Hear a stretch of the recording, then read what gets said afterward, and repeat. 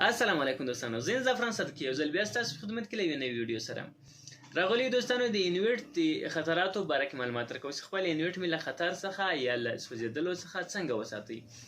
نو د انویټ سوځېدل په څو رقمه دي. یو رقم یې هغه دی چې اوبه ورته وسوي د انویټ خراب شي وسوځل شي.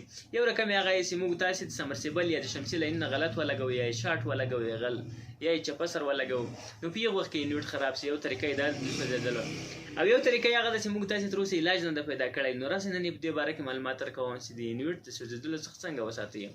هغه طریقه یې دا ده چې له برېښنا څخه انویټ څنګه وساتل شي. تاسې انویټ په سارا کې ده او تاسې په کور باندې هم نه یاستئ او انویټ یا سټارټ یا بند. اکثره خلک یې چې ما انویټ بند کړی خو بیا هم وسوځېدلو. کله چې باراني حالات راغله په هغه وخت کې تار لنده راځي، موږ ورته تار لنده یایو یا برېښنا ورته یایو. هغه په اسمان کې چې د برق کرنټونه سره ورکول کېږي او دربه یې څرخېږي. نو په کوم وخت کې چې باراني حالات شول په هغه وخت کې د برېښنا امکانات بیخي زیاتېږي.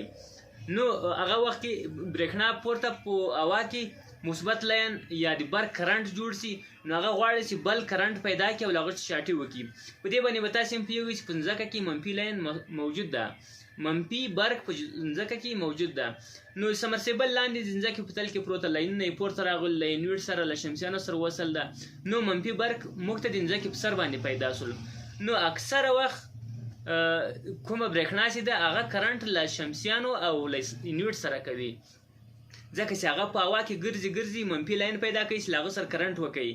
نو هغه منفي لاین تر ټولو زورور تار چې راغلی ده، له ځمکې له تله څخه راپورته شوی د سمرسیبل تار ده او په انویټ پورې بند ده.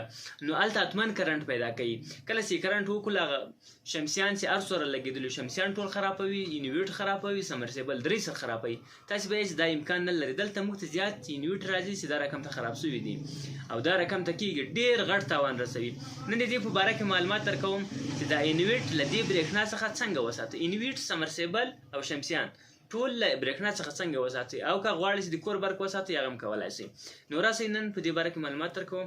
ورځو د انویټ په طرف معلومات یې درښیم. دوستانو دا انویټ ته د انویټ په دې ترمینل کې دا خو تاسو ته ښکارېږي چې دلته په دې کې د سولرو د برق لاینونه بسته کېږي او په دې دریو باندې دا موټرس پې لیکلی، دلته د سمرسیبل درې لاینونه وصل کېږي، دلته پاور پې لیکلی ښه، او دا منفي مثبت لیکلي. دلته که چېرته تاسې شمسي لاینونه ډایرکټ وصل کوئ دلته یې وصل کولی شئ. او دا علامه چې دا به تاسې پوهېږئ چې دا د څه شي په باره کې ده، که به نه پوهېږئ. یو دې سر ته راغلی ده او یو دې سر ته راغلی. نو دوستانو دا د برېښنا لپاره ده. دا علامه په مالدانو کې په انورټرو کې هم راغلی دي، په ساده انورټرو کې. دا په هر شي کې شته، په الکترونیک شي کې په هر شي کې دا علامه شته. نو تاسې یې وپېژنئ دا د برېښنا لپاره ورکړی دی. په دې کې 2 دانې ولې ورکړی دی، په دې باندې هم تاسې ته اوس سر در خلاصوم. دغه اوله چې دا کله چې تاسې دلته د سولرو لاینونه ولګول مثبت و منفي، یا مې دلته ولګول ښه، 3 دانې لاین مې دلته ولګول. دا لاین د څه لپاره دلته راغلی؟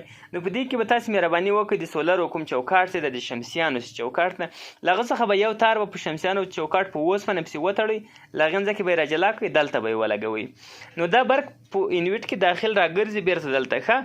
له دې ځمکې چې که تاسې په سمرسیبل کې پام ورته کړی، په سمرسیبل کې 3 لاینه، خو د سمرسیبل د موټر د یو لاین اضافه مو سره ده که تاسې فکر ورته کړی، نو هغه اضافه لاین د سمرسیبل په باډۍ پورې تړل شوی ده.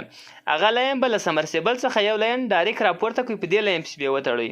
نو که چېرته تاسې ته د برېښنا امکان پیدا شي، برېښنا راځي د شمسیانو له چوکاټ سره کرنټ کوي، دا کرنټ ډایرکټ په انویټ کې دلته راګرځي، انویټ ته تاوان نه رسوي او دلته له دې لارې څخه بیرته سیده سمرسیبل ته کته کېږي.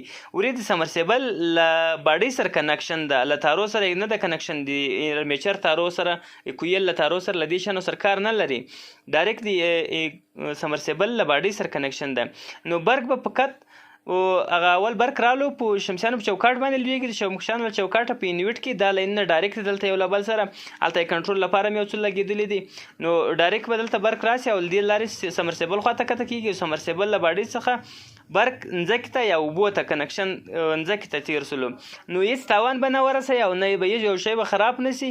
دا به د تاسې د سمرسیبل، د انویټ او د شمسیانو د ساتنې لپاره ډېر ضروري ده. دا کمپنۍ ورکړې دی خو موږ تاسې ورته توجه نه کوي او ډېر خلک یې دې باندې سر هم نه خلاصوي، دا لاینونه یې د څه لپاره ورکړي دي. نو دا یې دوستانو د شمسیانو او سمرسیبل او د انویټ د ساتلو لپاره ورکړي دي چې کله برېښنا لار راله په شمسیانو نو بل ځای کنکشن بیا نه اخلي، ډایرک له چوکاټ سره کنکشن اخلي او که چوکاټ سره کنکشن واخیستل هغه دلته برق کې راګرځي له دې ځمکې څخه بیرته سمرسیبل خواته کته کیږي او سمرسیبل ډایرک ځمکې ته برق پرېږدي، ځکه چې له کویل له دې شیانو سره کار نه لري، هغه له باډۍ سره وصل دغه یو لاین په سمرسیبل کې اضافه ده. په سمرسیبل کې دوستانو تاسو وګورئ ورې 4 لاین ده، یو لاین د زیړ لاین ده هغه اضافه ده او هغه له باډۍ سره کنکشن ده او هغه لاین باید دلته ولګول سي، باید راپورته سي. نو د کم لاین په خاطر باندې موږ تاسو ډیر شی بچ کیږي، موږ تاسو لاین ته حساب کوو د لاین پالتو د اول لګو. نو دوستانو موږ تاسو د شمسیانو د انویټ او د سمرسیبل د دې ټولو ساتنې لپاره دا شی کمپنۍ ورکړی دی. که غواړئ وی لګوئ سي انویټ او شمسیانو سمرسیبل می له مشکل څخه وساتل سي. کوم چاته چې دا تاوان رسیدلی هغه کشکې موږ اول داسې سیستم لګولی وای، خو هغه داسې ماته وویل چې موږ ورباندې مخکې نه ورباندې پوهېدلو، یعنې موږ سر په دې سیستم باندې نه خلاصېدلو او اوس به انشاءالله هغه سیستم لګول سوی.